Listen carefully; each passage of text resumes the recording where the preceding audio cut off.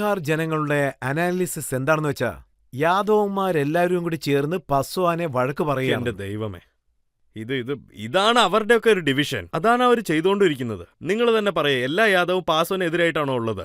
RJD പാസ്വാൻസ് ഒന്നും ഇല്ലേ? അത് മാത്രമല്ലാണ്ട് BJP യാദവ്സും ഇല്ലേ? എന്തൊക്കെ സംസാരം ഇത്? ഇതുപോലത്തെ കളികളാണ് ഇവർ രാഷ്ട്രീയത്തിൽ ഉപയോഗിക്കുന്നത്. ഇനിയും അത് തന്നെ ഉപയോഗിക്കാൻ പോകുന്നതും. ഞാൻ യാതൊരു യാദവിനെയും പിരിച്ചു നോക്കിയിട്ടില്ല, യാതൊരു പാസൻസിനെയും പിരിച്ചു നോക്കിയിട്ടില്ല, ഏത് ബാക്ക്വേർഡ് ഫോർവേഡ് എന്തിനും ഞാൻ നോക്കിയിട്ടില്ല. ഞാൻ എപ്പോഴും എന്താ വിചാരിക്കുന്നത് വെച്ചാൽ നമ്മൾ വെറും ഒരു ബിഹാരിയാണ്. എന്നും ബിഹാരിയുടെ ഒരു വളർച്ചയ്ക്ക് വേണ്ടിയാണ് വഴക്കിടുന്നത്. നമ്മൾ ബീഹാറിന്റെ ഒരു ശക്തതയ്ക്ക് വേണ്ടിയാണ് വഴക്കിടുന്നത്. ഈ സ്വദേശം പഠിത്തത്തിന് കിട്ടിയ ഒരു നല്ല പേരുമായിരുന്നു ശരിക്കും. നളന്ദ യൂണിവേഴ്സിറ്റി ഇവിടെ തന്നെ അല്ലായിരുന്നു ഉണ്ടായിരുന്നത്. മറ്റുള്ള നാട്ടിലുള്ള ആൾക്കാരൊക്കെ ഇങ്ങോട്ട് വരുന്ന സമയത്ത് നമ്മുടെ പ്രധാനമന്ത്രി വളരെ റെസ്പെക്ട് ആയിട്ട് നളന്ദ യൂണിവേഴ്സിറ്റിയുടെ ഫോട്ടോസ് ബാക്കിൽ വെച്ച് അവരവരെ കാണുന്നുണ്ട്. അത് മാത്രമല്ലാണ്ട് ഫോട്ടോസ് എടുക്കുവാണ്. ആ ഗൗരവം ഇന്ന് ഞങ്ങൾക്ക് നഷ്ടപ്പെട്ടു പോയി. ഇന്ന് ബീഹാറിൽ പഠിത്തത്തിന്റെ ഒരു അവസ്ഥ നോക്കണം. ആ സിറ്റുവേഷൻ മാറ്റേണ്ട ഒരു അവസ്ഥയിലാണ് ഞങ്ങളും ഇപ്പോൾ. ഇവരൊക്കെ ഇപ്പോൾ MY സമീകരണമാണ് ചെയ്യുന്നത്. അതുപോലത്തെ ഒരു കാര്യം ചെയ്താണ് എല്ലാവരും പിരിക്കുന്നത്. എനിക്കും MY സമീകരണമുണ്ട്, പെണ്ണുങ്ങളുടെ സമീകരണമുണ്ട്, പിന്നെ യുവാസിന്റെ സമീകരണമുണ്ട്.